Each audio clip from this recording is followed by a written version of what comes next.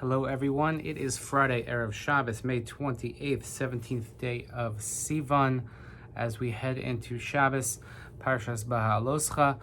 Looking forward to seeing everyone in Shul. I hope everybody had a great week. Excited for an American holiday weekend. I hope, God willing, tomorrow in Shul to do our Memorial Day presentation. I think it's important that we recognize the men and women who gave their lives for our country so that we can enjoy the freedoms that we enjoy. I hope that everyone also will please make sure that you sign up for June 9th for the annual Shul barbecue. We need everyone's support and participation. Please make sure you sign up to attend. Make sure you give generously to help support the Shul that is here supporting you all year round. I'm reading a book today. I'm reading a book about Purim. It's like, why are you reading a book about Purim? Because look at the name of this book. It's called Purim, Removing the Mask. And that is definitely the theme of the day. Thank you to Governor Murphy. As of today, this Friday, today, and it already took place this morning, we were able to daven in Shul without a mask. And that means that those individuals who are already double vaccinated or a single dose, if that's the one that you got, the Johnson & Johnson, are able, if they so desire, to sit in Shul without a mask on. A very, very welcome development here at Shul. I had almost forgotten what everyone looked like because we had been only seeing their eyes. And this is yet another great step forward for our community and for the whole society. So this is a really, really very, very exciting. And I want to thank everybody for stepping up and really cooperating, because it wasn't easy these last many months to sit in Shul with a mask on. I'm really going to miss, my glasses fogging up every second, trying to find the exact right position over the bridge of my nose so it wouldn't fog up.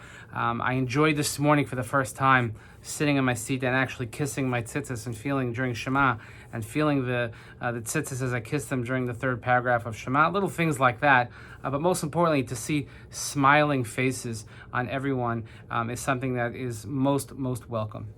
And I was thinking about removing masks and what does that mean for us? I mean, nothing is completely over yet, but what is the symbolic nature of removing the masks for us?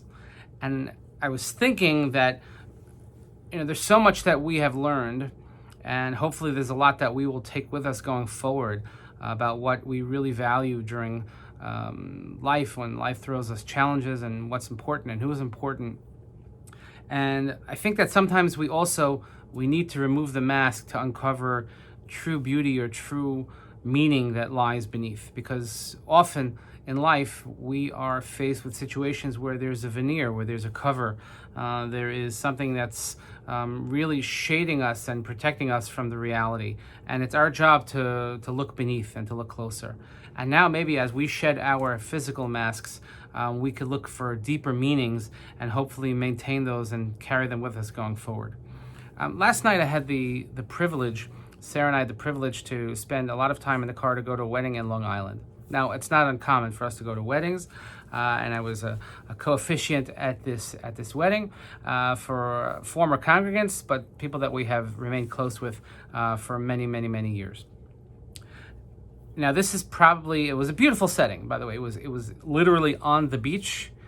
We were steps away from the ocean. It wasn't too windy. It was a beautiful evening, but there was this aura of sadness over this wedding, and let me explain. Because between the bride and the groom, there was only one living parent. You see, the groom, I come from the bride's side, but the groom, they're in their mid to 26 years old, both of them. And actually, this is the couple they met in 4th grade in school. And they weren't together since 4th grade, but they've known each other since 4th grade. And then, years later after college, they got together and said, hey, why not? And here they are married. And the groom, a couple of years ago, both of his parents were afflicted with cancer, and unfortunately, they succumbed to the illness. As a matter of fact, one of his sisters got married in the hospital while the mother was still alive, and they got married at her bedside in the hospital. And so here's a chassan walking down, and his two sisters walked him down the aisle.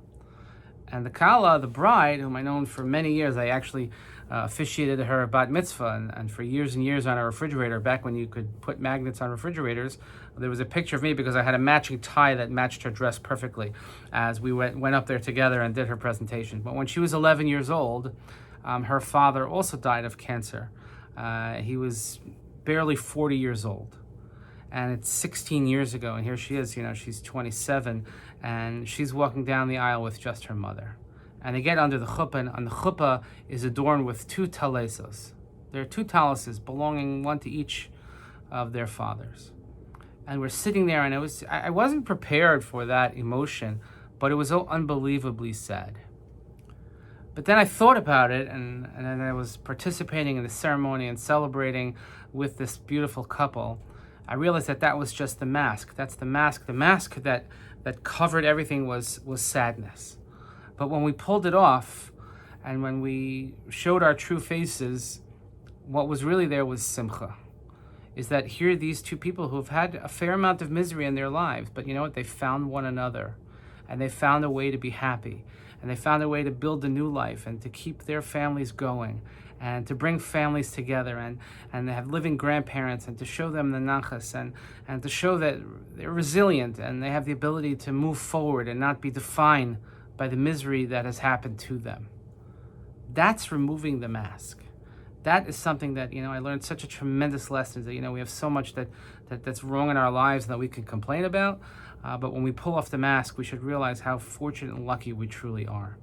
So I think that now, as we come back into shul and we smile at one another and we're happy to see one another, when we remove those masks, let's keep them off in the sense that, let's let the true beauty, the inner beauty shine. Let the true meaning of our lives shine to others. Let's not let these smiles fade. Let's not lose sight of all that we have gained over these past miserable months. This is indeed an historic occasion for our community because it's something we've waited for a long, long time.